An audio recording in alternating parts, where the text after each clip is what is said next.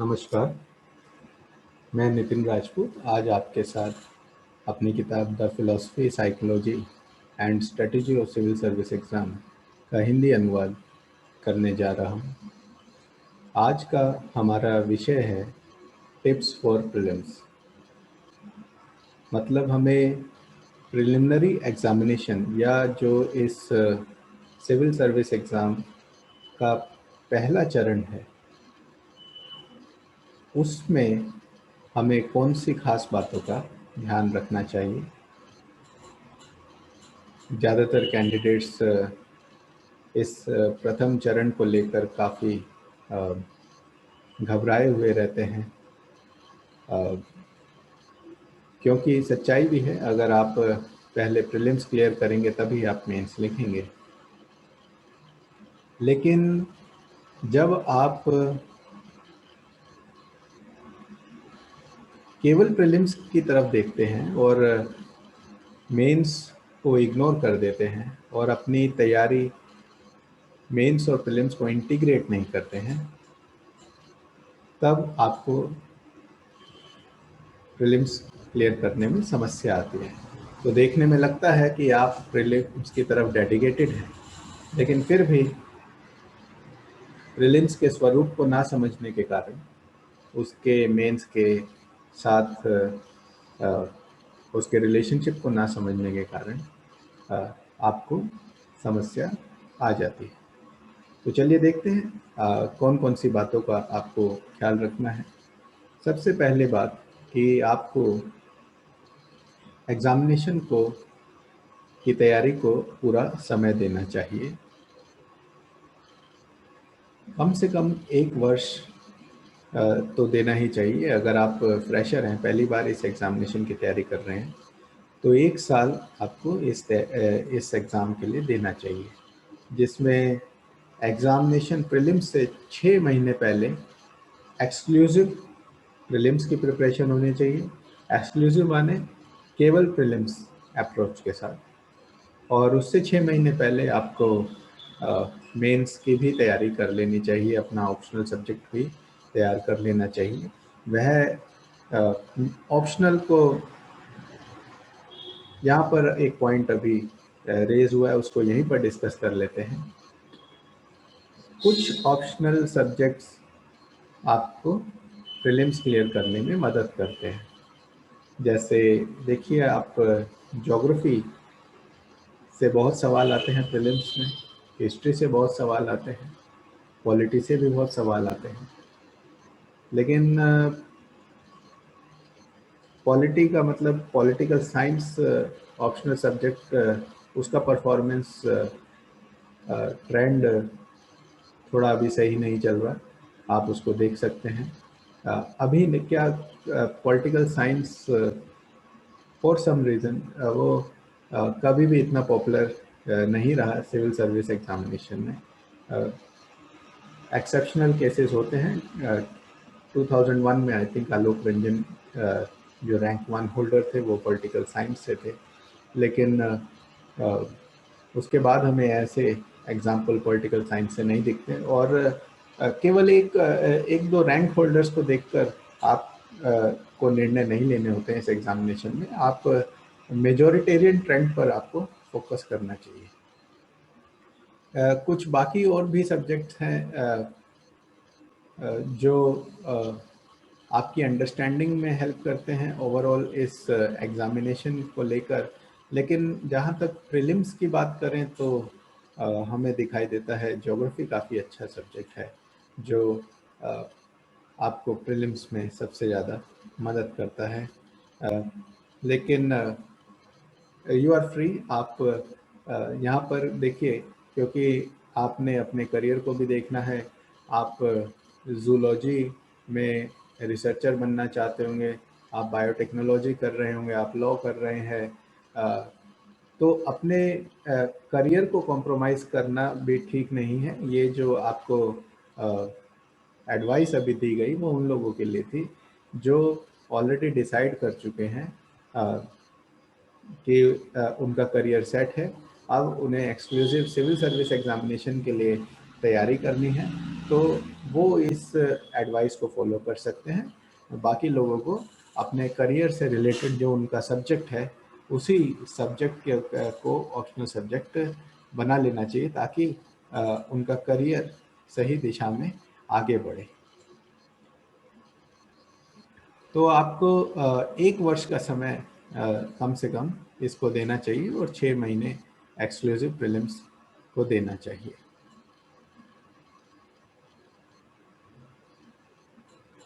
इसके बाद जो बड़ी बात बच्चे इग्नोर करते हैं वह यह कि सिविल सर्विस एग्जामिनेशन में जो जनरल स्टडीज़ पेपर है वह बाकी जो एग्जामिनेशंस हैं जैसे एसएससी, बैंक पीओ और रेलवेज, वहाँ पर भी जनरल स्टडीज़ पूछा जाता है।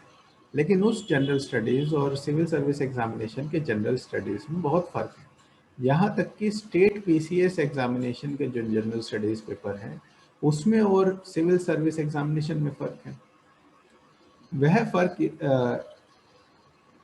यहाँ दिखाई देता है कि सिविल सर्विस एग्जामिनेशन में जो जनरल स्टडीज़ का पेपर है उसमें फैक्चुअल प्लस कॉन्सेप्चुअल पार्ट दोनों होते हैं। और जैसे जैसे आप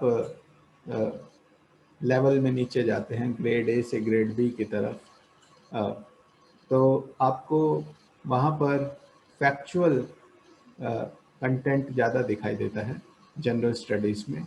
जैसे बस आपसे सवाल पूछ लेंगे अकबर का क्या क्या कार्यकाल था, जहांगीर के पिता अकबर थे, या इस तरीके से छोटी छोटी बातें। लेकिन सिविल सर्विस एग्जामिनेशन में आप इन बातों को एक्सपेक्ट मत करिए। जैसे पॉलिटी में आपसे आर्टिकल वाइज मैच करवाने को कह देंगे, इस तरीके से सवाल सिविल सर्विस एग्जामिनेशन में नहीं पूछे जाते। यहाँ पर मिक्स करके पूछते हैं, फैक्ट्स के साथ कॉन्सेप्ट्स का मिक्स होता है। तो जब तक आपने चीज़ों को सही से समझा नहीं है, पूरी स्टडी नहीं करी है, तब तक आप ये एग्ज़ाम का प्रीलिम्स नहीं निकाल पाएंगे। रट्टा लगाने से नहीं चलेगा।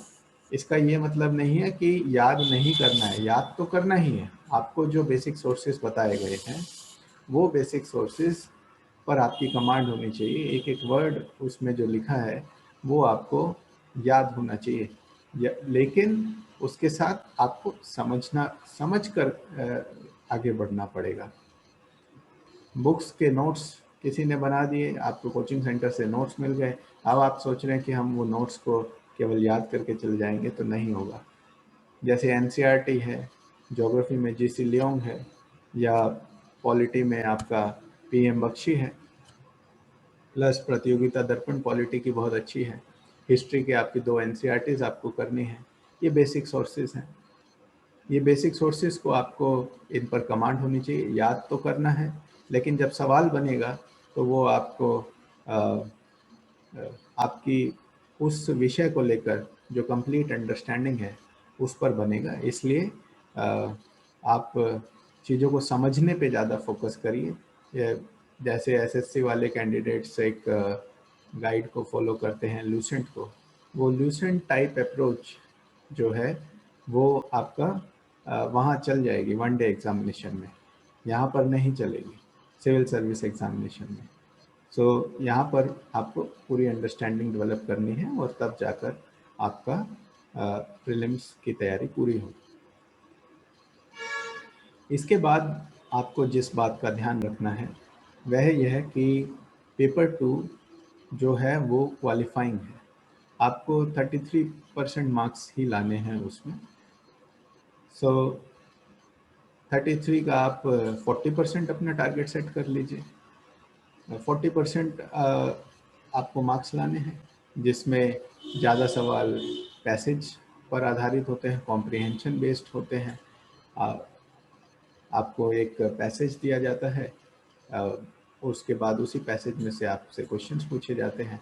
तो आपकी अंडरस्टैंडिंग आपने क्या डेवलप करी है, आपकी इंटेलिजेंस वहाँ पर चेक हो रही है। फिर मैथ्स और रीजनिंग के भी सवाल आते हैं। तो पेपर 2 की अगर बात करें, जिन लोगों का बैकग्राउंड साइंस रहा है, मैथ्स जिनका अच्छा रहा है, उनके लिए मैथ्स और रीजनिंग का लेवल कोई बड़ा नहीं है, बहुत आसान है। उनको इसमें ज़्यादा दिक्कत नहीं आती।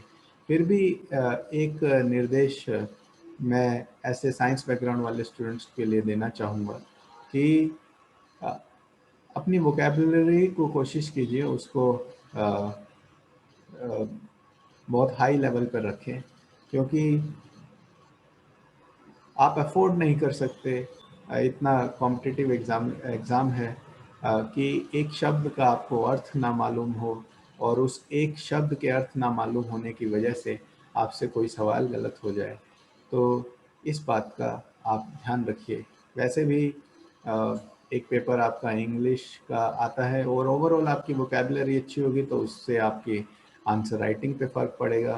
कल को आप इंटरव्यू में जाते हैं तो आपका इंटरव्यू में आप इम्प्रेस कर पाएंगे अपनी वोकेबलरी से सामने वाले को। सो इस तरीके से आपको अपनी वोकेबलरी पर, अपनी इंग्लिश पर भी ध्यान देना चाहिए सी सेट की तैयारी को लेकर। जहाँ तक हम उन कैंडिडेट्स की बात करें जो आर्ट साइड से हैं,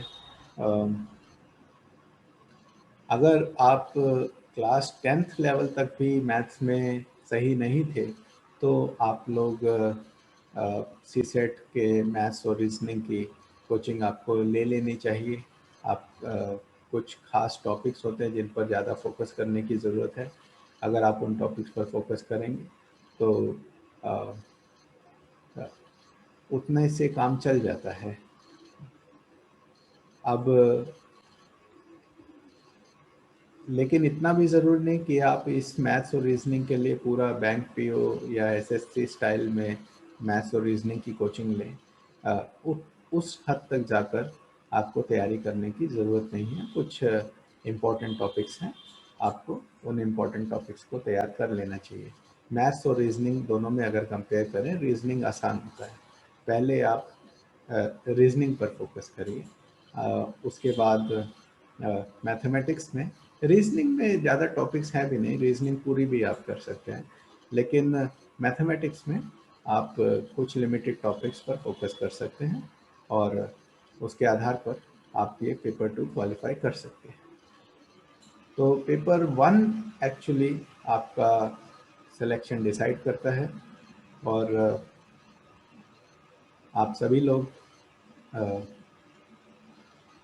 इसमें अटेम्प्ट जो करते हैं हर साल, लगभग 2.5 से 3 लाख कैंडिडेट्स, आप सबका इसी बात पर निर्भर करता है कि आप जनरल स्टडीज़ पेपर 1 में कैसा परफॉर्म कर कर आने वाले हैं।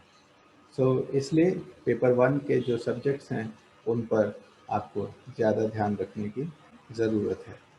पेपर 1 की बात करें तो जो सब्जेक्ट्स इसमें पूछे जाते हैं, geography, history, polity, environment, science and technology, economy, current affairs. तो इसमें इनको कैसे तैयार करना है इस पर अभी हम चर्चा कर लेते हैं। इन सभी सब्जेक्ट्स में ज्योग्राफी, पॉलिटी और हिस्ट्री, ये तीनों सब्जेक्ट काफ़ी इम्पोर्टेंट हैं। इन सब्जेक्ट्स को आपको अच्छे तरीके से कमांड करनी चाहिए इन पर। और इनके बेसिक सोर्सेज की बात करें अगर हम, तो ज्योग्राफी के बेसिक सोर्स में आपका GC Leong certificate physical and human geography, फिर आपकी एनसीईआरटी 6 to 12 जिसमें ऑर्डर आपका रहेगा 11th 12th, उसके बाद 9th 10th, फिर आपका 6 to 8, और उसके साथ आपको दो एटलस से तैयारी करनी चाहिए।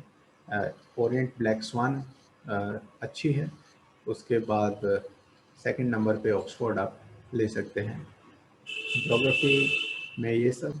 पॉलिटी में आप एक प्रतियोगिता दर्पण का पॉलिटी स्पेशल एडिशन आता है, काफ़ी पॉपुलर है, वो आप ले सकते हैं। करंट अफेयर्स की बात नहीं कर रहा, polity special edition for civil service examination एक आता है।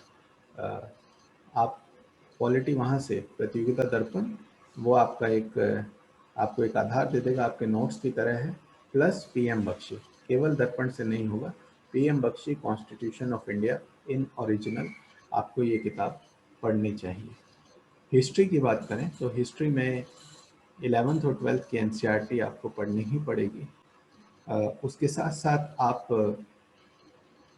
हिस्ट्री में दर्पण के स्पेशल एडिशन आते हैं, एंशियंट, मेडिवल और मॉडर्न, वो भी आप ले सकते हैं। कंसाइज है, एक आपको नोट्स बनाने की ज़रूरत नहीं पड़ेगी। तो हिस्ट्री में आपके ये बेसिक सोर्सेस हैं, आप यहाँ से इसकी तैयारी कर सकते हैं।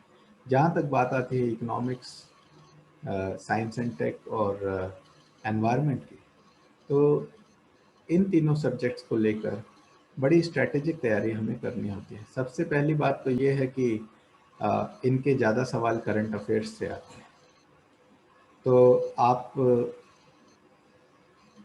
को कोशिश करनी चाहिए करंट अफेयर्स में ये तीनों जो पोर्शन है, science and tech, economics and environment, वहाँ पर उनका special current affairs edition section आते हैं, उन पर आपको बहुत ध्यान देने की ज़रूरत है। वहाँ पर एक्स्ट्रा एफर्ट लगाने की ज़रूरत है। और उसके बाद इनकी भी एक स्ट्रेटेजिक तैयारी होती है। कोई एक पर्टिकुलर किताब नहीं है, वो तो सही सोर्सेज से वहाँ पर पढ़ना ज़रूरी है। हर सब्जेक्ट का एक फिलॉसफी होती है, हर सब्जेक्ट की, हर सब्जेक्ट को का एक स्टार्टिंग पॉइंट होता है, उसको स्टार्ट कहाँ से करें। अगर आपको स्टार्टिंग पॉइंट सही मिल जाए किसी सब्जेक्ट में, तो बाकी सारी चीज़ें ऑटोमेटिकली रिलेट हो जाती हैं। और अगर आपको स्टार्टिंग पॉइंट नहीं मिलता है किसी एक सब्जेक्ट का, तो आप टॉपिक्स तो पढ़ते हैं लेकिन उनको आपस में रिलेट नहीं कर पाते। इसलिए बड़े इकोनॉमिक्स स्पेशली इकोनॉमिक्स में लोगों को स्टार्टिंग पॉइंट ही नहीं मिलता है कि इसकी शुरुआत कहाँ से होती है इकोनॉमिक्स की। जैसे पॉलिटी में स्टार्टिंग पॉइंट, जो पर्सपेक्टिव मोस्ट इम्पॉर्टेंट पर्सपेक्टिव है, वो आपका डेमोक्रेसी। अगर आप डेमोक्रेसी के नज़रिए से चीज़ों को देखेंगे, ये मैं मेंस की भी बात कर रहा हूँ, यहाँ पर इंटीग्रेटेड अप्रोच है। जब आप पढ़ते हैं वो दोनों इकट्ठा, देखिए यहाँ पर क्वेश्चन कॉन्सेप्चुअल आते हैं सिविल सर्विस एग्जामिनेशन में, इसलिए कुछ अलग नहीं है, चीज़ें एक तरीके से ही चलती हैं। जस्ट फ़र्क ये होता है कि 6 महीने पहले प्रीलिम्स से आप कुछ एरियाज में इसके जो प्रीलिम्स के बियॉन्ड हैं उनको छोड़ देते हैं और प्रीलिम्स के जो जो प्राइमरी सोर्सेज है उन पर ज़्यादा फोकस करना स्टार्ट कर देते हैं। और करंट अफेयर्स तो सबसे इम्पोर्टेंट है ही, क्योंकि एज सच करंट अफेयर्स से भी सवाल आते हैं, plus science and tech, economics और एनवायरनमेंट भी करंट से हैं। अगर सबको इंक्लूड करके देखते हैं तो सबसे इम्पोर्टेंट सब्जेक्ट तो करंट अफेयर्स ही। तो करंट अफेयर्स की तैयारी कैसे की जाए, इसको लेकर बात कर लेते हैं। देखिए, अगर आप रिमोट एरियाज़ में हैं तो आप तक नॉलेज भी नहीं पहुंचती। कुछ ऐसी मैगज़ीन्स, काफ़ी पॉपुलर मैगज़ीन्स हैं जो करंट अफेयर्स के लिए पॉपुलर हैं, लेकिन वो जनरल कॉम्पिटिटिव एग्ज़ाम्स के लिए लिखी जाती हैं, केवल सिविल सर्विस एग्ज़ामिनेशन के लिए नहीं। ऐसी मैगज़ीन्स को आपको अवॉइड करना चाहिए। आपको करंट अफेयर्स के लिए एक्सक्लूसिव जो सिविल सर्विस एग्ज़ामिनेशन की तैयारी कराते हैं, ऐसे इंस्टीट्यूशंस के नोट्स या फिर कुछ ऐसी मैगज़ीन जो एक्सक्लूसिव सिविल सर्विस एग्ज़ामिनेशन के लिए करंट अफेयर्स की मैगज़ीन निकाली जाती हैं, उनको फॉलो करना चाहिए। आज आपके लिए काफ़ी सुविधा है, आप इंटरनेट पर जा सकते हैं, बड़े बड़े इंस्टीट्यूट्स फ्री ऑफ कॉस्ट अपना करंट अफेयर्स निकालते हैं। Daily basis, weekly basis, monthly basis, सब कुछ अवेलेबल है। तो जिसमें बड़े नाम हैं कुछ, जैसे इनसाइट, विजन, बायजूस, वाजीराम, इस तरीके से। मैगज़ीन में बात करें एक्सक्लूसिव सिविल सर्विस के लिए तो आपकी सिविल सर्विसेज क्रॉनिकल मैगज़ीन काफ़ी अच्छी मैगज़ीन है। इनमें से कोई सोर्स आप चूज़ कर सकते हैं, उसको फॉलो कर सकते हैं। और भी नाम हैं। अभी तो जनरली सभी ऑनलाइन प्लेयर्स करंट अफेयर्स आपको फ्री ऑफ कॉस्ट प्रोवाइड कर रहे हैं, तो आप वहाँ से उनको फॉलो कर सकते हैं। इसी संदर्भ में एक बात और बताना चाहूँगा कि सॉफ्ट कॉपी वाली अप्रोच ज़्यादा सही अप्रोच नहीं है। आपको हार्ड कॉपी में पढ़ाई करनी चाहिए, मतलब आपको प्रिंट आउट ले लेने चाहिए। जो भी मटेरियल आपको ऑनलाइन मिल रहा है उनका प्रिंट आउट लेकर आपको पढ़ाई करनी चाहिए। उसके काफ़ी फ़ायदे हैं। आप उसमें अपडेशन कर सकते हैं, रिवीजन में काफ़ी आसानी है, मटेरियल के लॉस का खतरा नहीं है।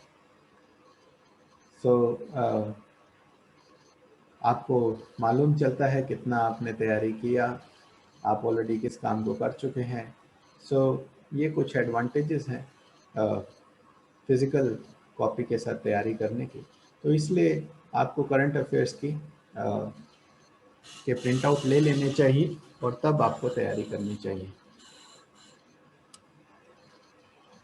करंट अफेयर्स के बारे में एक और बात है कि आप इसका जो टारगेट अपना रखते हैं, टारगेट सेट करते हैं, वह मंथली टारगेट काफ़ी रीजनेबल टारगेट है।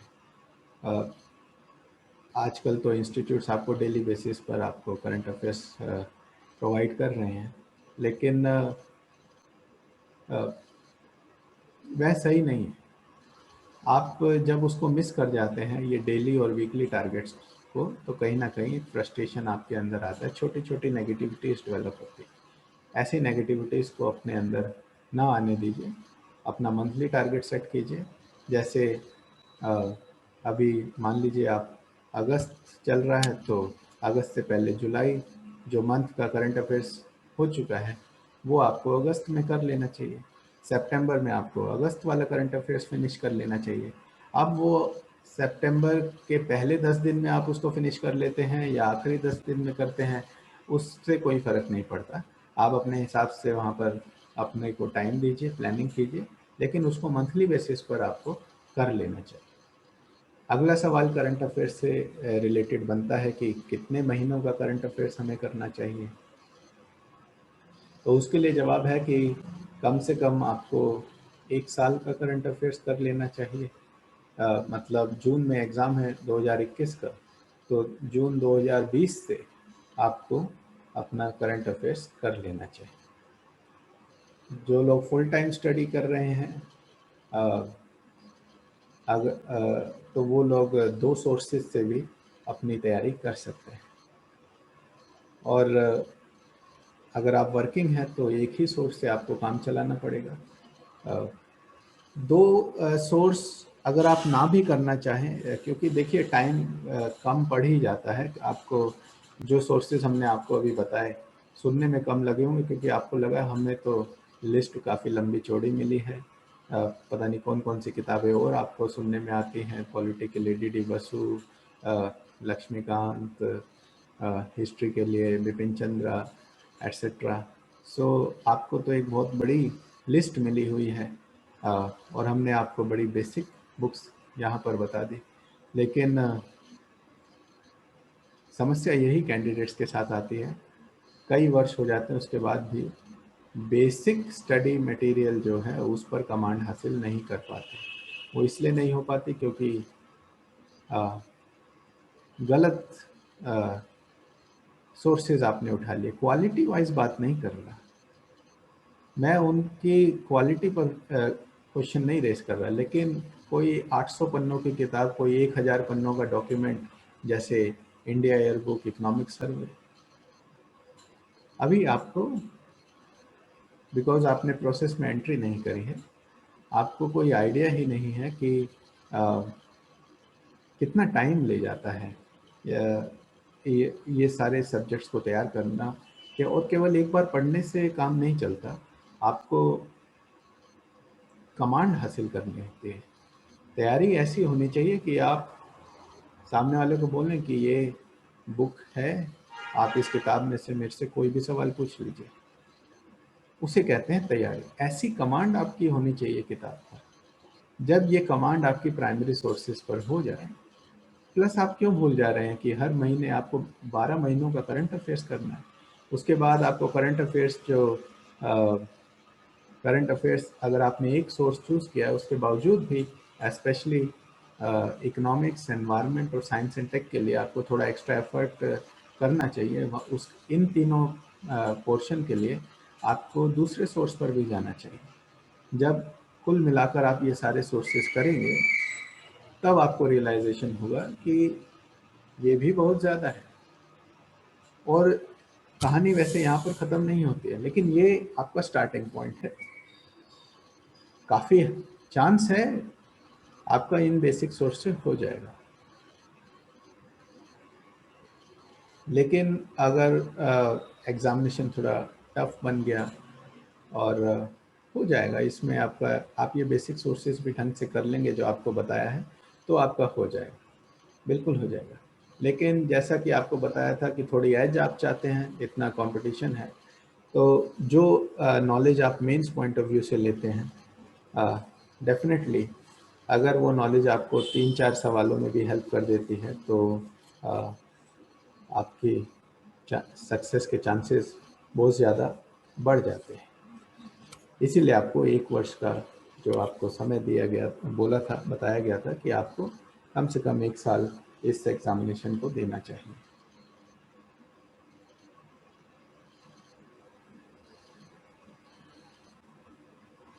जिस प्रकार हमने आपको बताया कि सब्जेक्ट्स में भी वेटेज वाइज, इम्पोर्टेंस वाइज कुछ 3 सब्जेक्ट्स आपके इम्पोर्टेंट हैं। इसी तरह जब सब्जेक्ट के आप सब्जेक्ट के भीतर टॉपिक्स देखते हैं, तो वहाँ पर टॉपिक्स भी इम्पोर्टेंट होते हैं। जैसे पॉलिटी की बात करें तो फंडामेंटल ड्यूटीज़ तक आपके जितने आर्टिकल्स हैं, वह बेहद इम्पोर्टेंट है। उसके बाद कुछ कुछ टॉपिक्स इम्पोर्टेंट हैं। सो आपका जो भी आपने नोट्स हमने जो रेकमेंड किए, उसमें से भी आप फॉलो करके कर सकते हैं।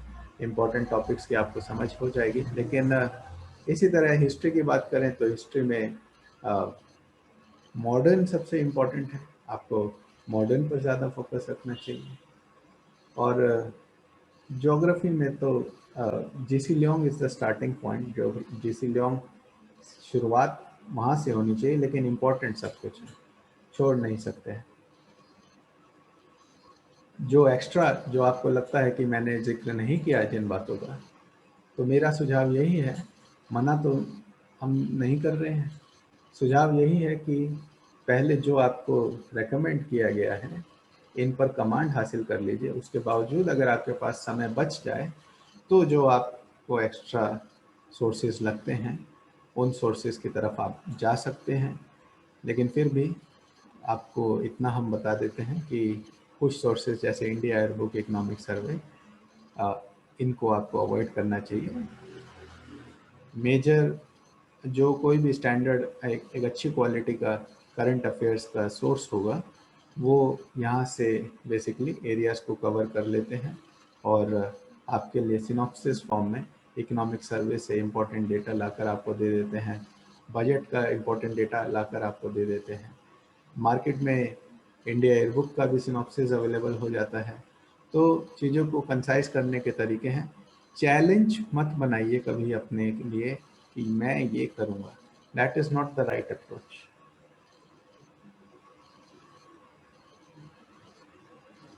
आप प्राइमरी सोर्सेज को चैलेंज बनाइए, प्राइमरी सोर्सेज पर कमांड कीजिए। लोगों का यहीं पर कमांड नहीं हो पाता है और एक्स्ट्रा की तरफ जाने की वजह से, बेसिक छूट जाने की वजह से प्रीलिम्स क्लियर नहीं होता है। तो आज हम अपने इस चर्चा को यहीं रोकते हैं।